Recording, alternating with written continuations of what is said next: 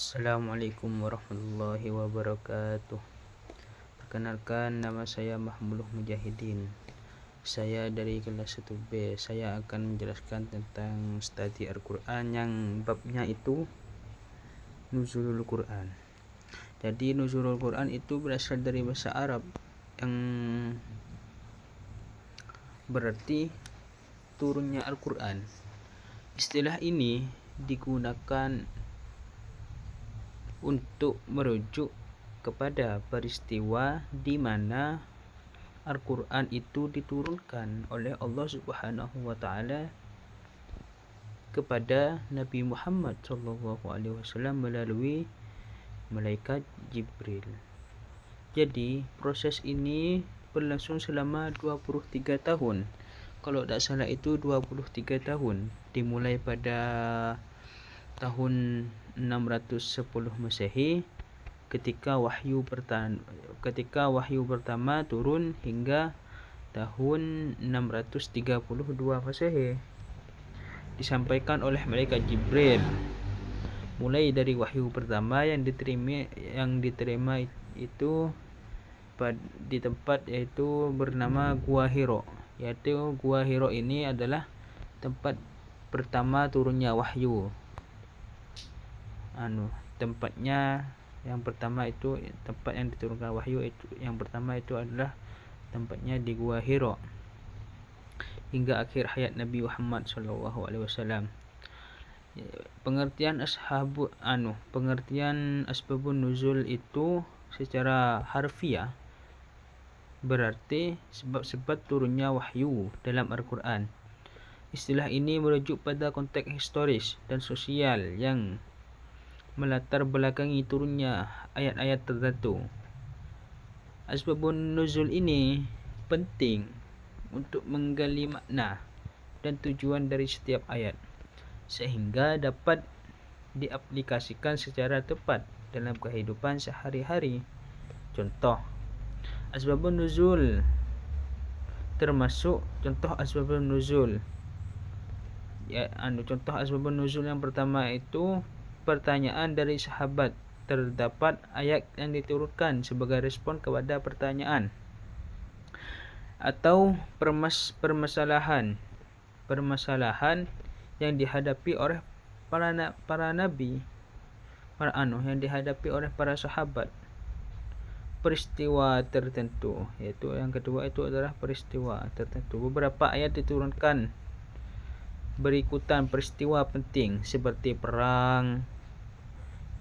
Perang itu adalah peristiwa penting, perjanjian atau situasi sosial yang berlaku pada zaman Nabi. Dan yang ketiga itu kejadian individu.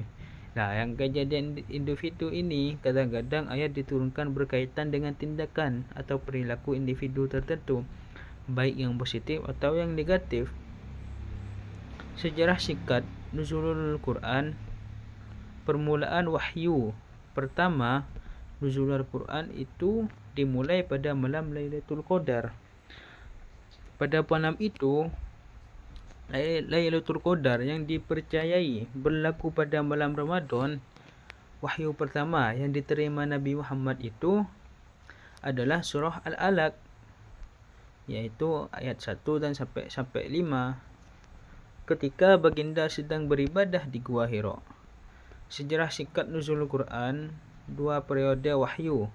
Proses penurunan Al-Quran berlangsung selama 23 tahun. Bermula sekitar 610 Masehi hingga tahun wafat Nabi Muhammad SAW. Wahyu diturunkan dalam berbagai konteks sesuai dengan situasi dan dihadapi oleh Nabi dan masyarakat pada masa itu. Sejarah singkat Nuzulul Quran itu 3 metode penyampaian wahyu diterima melalui Jibril dan Nabi Muhammad menyampaikan kepada para sahabat. Itu. Jadi Al-Quran itu diturunkan melalui malaikat Jibril. Terus Nabi Muhammad itu menyampaikan kepada para sahabat dan menyampaikan kepada umat-umat yang lain.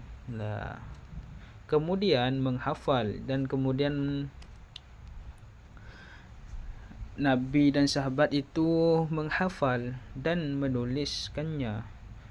Pada masa itu masih tidak ditulis, jadi banyak sahabat yang masih hafal. Dan ketika waktu Nabi wafat, waktu Nabi wafat itu setelah Khalifah Khalifah Utsman bin Affan Umar itu, itu dimusafkan pada masa Utsman bin Affan. Dan diperkuatkan lagi selepas wafatnya sejarah singkat nuzulul Quran, yaitu ini yang dimaksud dari tadi itu, pengumpulan Al-Quran setelah wafatnya Nabi. Al-Quran dikumpulkan dalam satu mushaf pada masa Khalifah Abu Bakar. Ini jadi setelah wafatnya Nabi itu, Al-Quran itu dikumpulkan jadi satu mushaf pada masa Khalifah Abu Bakar, dan kemudian disusun secara lebih teratur semasa Khalifah Utsman bin Affan. Itu.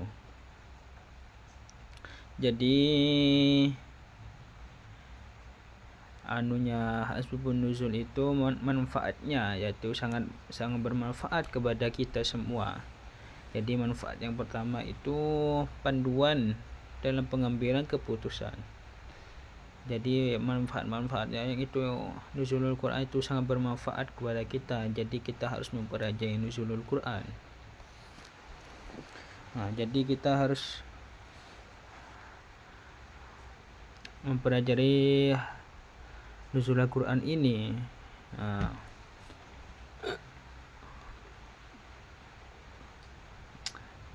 Dan masalah yang muncul dalam kehidupan modern, ini dengan solusi yang berdasarkan prinsip-prinsip kesimpulan.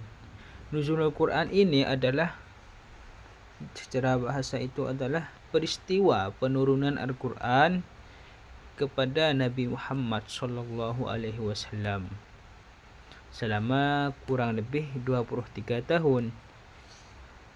Itu asbabun nuzul merujuk pada latar belakang dan alasan dibalik penurunan ayat-ayat tersebut. Ini bagi umat muslim ini sangat penting kita memahami nuzulul Quran, yang dimana Quran itu diturunkan kepada Nabi Muhammad SAW dari malaikat Jibril, dan terus diturunkan kepada Nabi Muhammad SAW.